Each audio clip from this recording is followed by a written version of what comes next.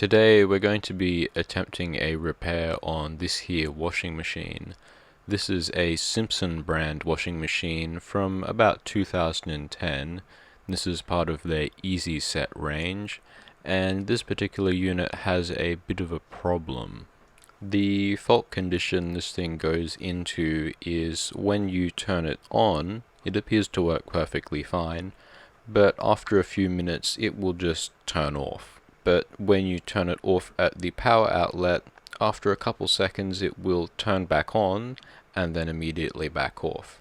So I'm thinking it might have something to do with a power supply problem, so this might be salvageable. So getting into this, there's just 4 screws at the back, and we can take off this top plastic cover, and we can see here the line cable comes in. It goes to a line filter, a power switch, and then that goes to this here controller board, which looks like it has the power supply on it along with some other things, possibly a VFD for the main motor. There's 2 solenoids here for the hot and cold water, and then there's these 2 circuit boards here, one for all of the buttons, LEDs, and the 7-segment display, and we can see there's a buzzer on there as well, and then the other one is just a rotary encoder for the current mode. So I'm suspecting our problem is going to be on this power supply looking board. So taking a closer look at that, we can see here it's starting to look very power supply like. We have the mains input here with all of the filtering, a bridge rectifier, a main bulk capacitor which is quite large actually, although this chip here, quite large, looks to be some sort of fully integrated H-bridge or motor driver, and that's probably what this connector here is going to, that main motor at the bottom of the washing machine. However, we can see that there's a transformer here, a lot of capacitors, and some sort of probably switching transistor. So I suspect this here is our power supply. And we also can see that there's a controller here from International Rectifier, which is probably the main system controller for the entire washing machine, or it might just be for the motor because there is that other board, but we might not even have to deal with any of that stuff. Also of note is all of these opto-isolators and the fact that this has a transformer. So we can be pretty safe to assume that this is an isolated power supply, and I can just probe around in this low voltage stuff perfectly fine, or is it actually? So maybe I should take a closer look at this before I start shoving my finger on that. So with the board out, I'm really not seeing where that isolation gap is. I mean, there's sort of something here, but what's all these things here going to the probably motor controller? Yeah, and the other side is a complete mess. Like, where is this isolation?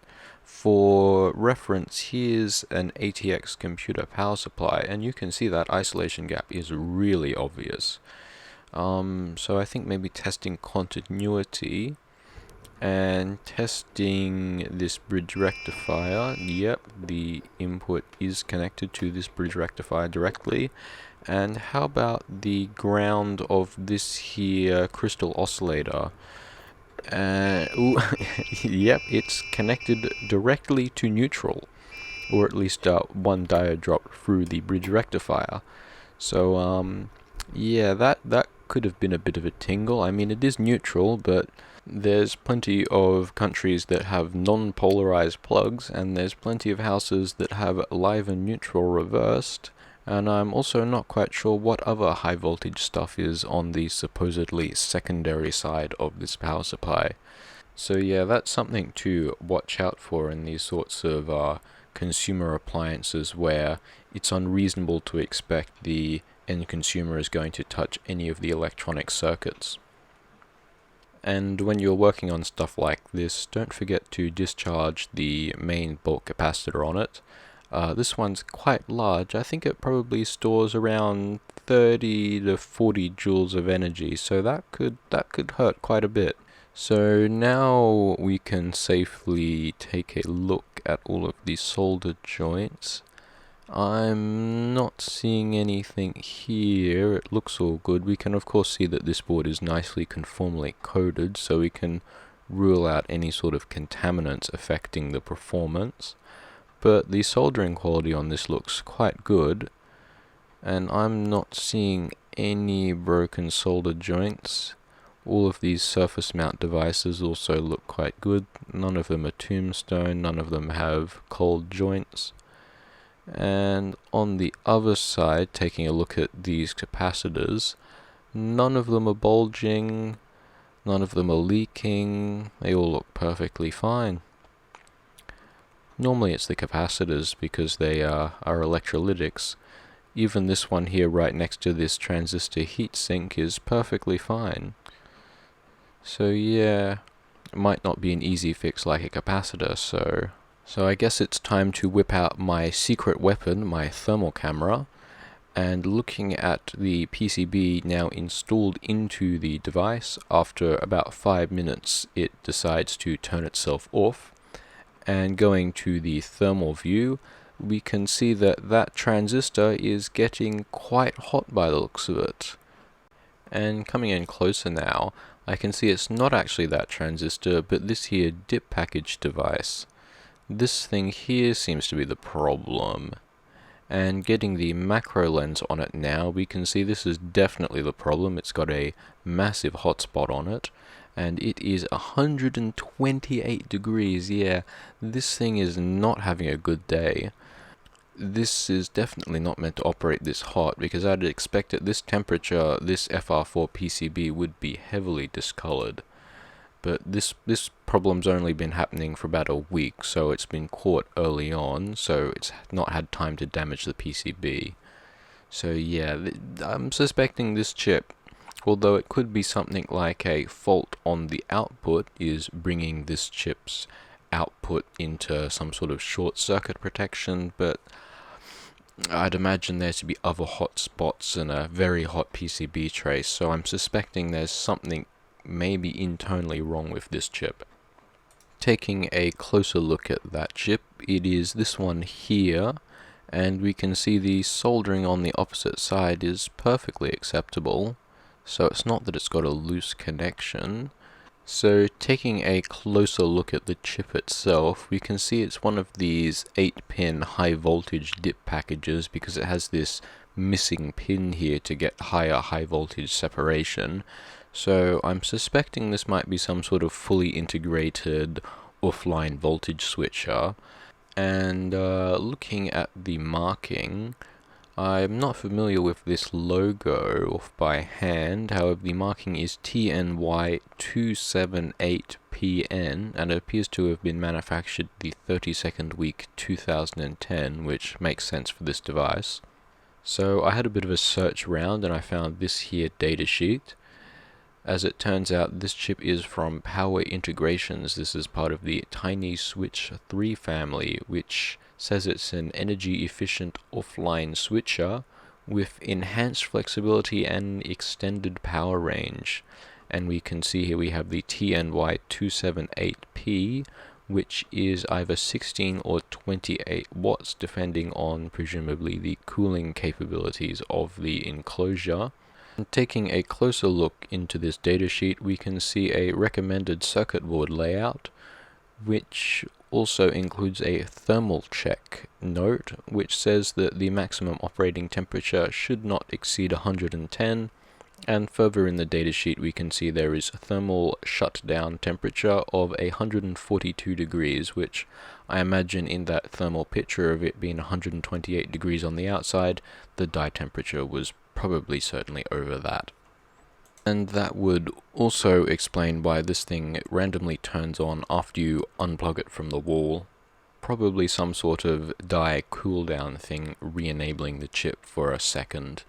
So I'm starting to get rather suspicious of this chip, although I've just remembered I had a ATX computer power supply from my old computer from 2011 that had a strange problem with what I suspect was the standby power supply deciding not to work one day. And if we take it apart, we can see it has exactly the same chip. It is a TNY278PN. However, this one's from the 18th week 2011. Now, I never actually fixed this power supply because I just bought a new one. However, at the time I was a little suspicious that this chip might be a problem. And with this new washing machine PCB, I'm now extremely suspicious of this chip. So I think the next best step is to just buy a new chip and whack it in. That's probably the easiest thing to do to check if that's the problem. And so I want this chip next day, so taking a look on element 14, we can see the TNY278PN is available, and it's only $2.64. So I shall buy some of them, and we'll see if we can repair it tomorrow, although it will be the next second for you. So here's that new chip. It's the same package, although the engraving is different. We can see Power Integrations has changed their logo since. This one is manufactured the 42nd week 2021, so this should be quite simple to just get the desoldering gun out. Oh, okay. So I guess the desoldering gun has decided to have a shorted heating element today, of all days. I want to fix this today though, so I guess we're going to be doing it manually. And I can't find my solder sucker either, so I guess we're going to be demoing how to remove a dip package and put a new one in with a soldering iron and basic hand tools. Oh goody. Okay, so firstly we're going to be scraping off the conformal coating and adding some leaded solder to make my life easier. Also going to be very generous with the flux pen, and I might as well give this solder braid a go, although I'd never have any success with it, and yeah, no success with that, so I guess it's just going to be cutting the chip out, just with a set of side cutters, pulling it out, and then we can clean up the rest of the conformal coating, and then it's just as easy as heating up the pad on the other side and pulling out the legs. And now with that chip out, we have to make sure that we can put the new ones in through the holes, but there currently aren't holes, so this is a trick for you if you're in a very desperate situation. You can get the leg of a resistor and coat it in a generous amount of flux, as well as the PCB. You can then heat up the pad. You want to make it sure it's very hot all the way through the via and to the other side, and then while still heating it, put the resistor leg in. You want to make sure to get it in all the way, and then once you've got it in, make sure to keep moving it and keep adding heat, moving it up and down until you get the entire leg coated in the solder to pick up as much solder as possible. And then inevitably when it cools down, just keep moving it, especially in a circular motion, and that will make sure that the solder does not bond with the resistor leg. So now you have a resistor stuck in the PCB, but now the PCB has a hole in it, so just move it up and down like a file, and eventually it will come loose. Although you do have to be very careful not to damage the inner coating of the via. That can be quite fragile, and if you damage it, then that will be a very difficult repair. However, if you're in a bind, that can be quite a good way to get a through-hole hole back to being able to put a dip package in. And it looks like this has turned out reasonably well. Certainly not my finest work, but for today, in a washing machine that's already 10 years old, it should be fine. So putting that package in now, and just soldering it on the other side. Yeah, turned out well enough. And so I remember that I've repaired this in the future. I'm going to also put a nice purple dot on it. And then I think we can plug it in and test whether or not it works. And so with it plugged back in, it's now consuming significantly less power, down from 18.8 to 14.2, and that hotspot is now completely gone. And we can see that that chip is no longer at the scorching 128 degrees, it's now a much more tame 51.8. And this is after 20 minutes. Normally it would turn itself off due to overheating after about 5 minutes. And putting it on for a cycle, we can see it works perfectly fine now. So I think we fixed it. However, you should know by now that me on this channel is not quite happy with just fixing something. I want to know exactly why it has failed, so we're going to be doing some destructive analysis on this chip to see if we can figure out why it's stopped working. So with these sorts of plastic dip packages, you can heat them up, in this case to 400 degrees Celsius, and chip away the plastic and expose the metal lead frame, which you can peel back, and you can then remove the silicon die. However, in this case, 400 degrees was not hot enough, or I didn't let it dwell for long enough, so I managed to crack the die. So we're also going to be doing it to one of the newer chips from 2021, and I'm going to bump it up to 450 degrees and make sure it's nice and hot. And that one, yeah, I managed to extract the die intact for that one. So here we have the two dies I extracted from the two separate chips. I was expecting there to actually be two separate dies in this chip for high voltage separation, one for the control and one for the actual MOSFET, but as it turns out it's just one big chip. Presumably that helps keep the costs down quite a lot. Unfortunately, the chip that failed, I didn't heat up enough and it has exploded everywhere, although I managed to pick up some of the pieces. I was hoping though that I would be able to get it out in one piece and we could have a nice smoking gun skid mark on the chip where the MOSFET exploded or something really cool, but unfortunately that's not going to happen today. And the other chip I managed to extract intact, however, I don't know what happened, I didn't get it hot enough, but some of the plastic stuck to it, so I have to chip that off and then sand it down. Although unfortunately I wasn't able to consistently sand it very well, so part of the side has come off. Also, here's the chip, and the die appears to have been placed in this area here and in this orientation, and that correlates to the solder marks on the lead frame as well as the thermal image, and the wire bonding placement also makes sense for the pins.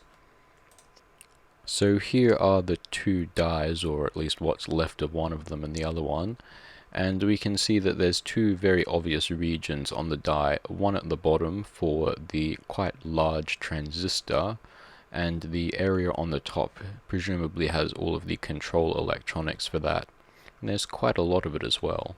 So let's have a closer look at these chips and see if we can find anything that might be wrong with them, or sort of speculate as to what the failure mode could have been, seeing as I lost half the other one. So taking a look at the new chip, we can see it has a die marking here. It appears to have the old Power Integrations logo as well as the copyright, mass copyright of 2007.